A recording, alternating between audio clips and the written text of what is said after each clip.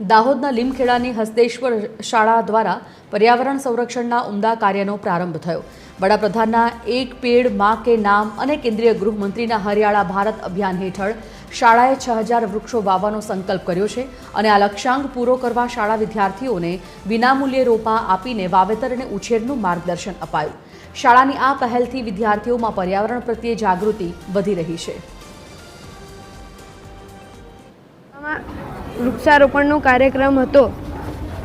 અમારા શિક્ષકો દ્વારા વૃક્ષો ઉછેરવા અને કેવી રીતે રોપવા તેવી બધી માહિતી સમજાવવામાં આવે છે અને શાળા દ્વારા વૃક્ષો ઘરે લઈ જવામાં આવે છે અને ઘરે જઈને અમે રોપીએ છીએ વૃક્ષો।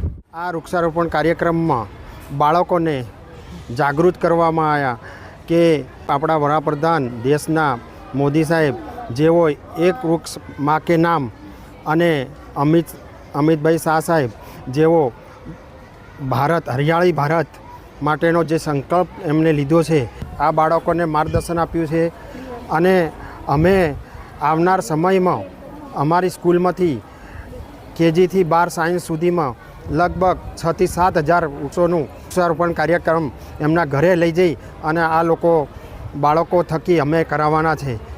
આ અમે સંકલ્પ લીધો છે।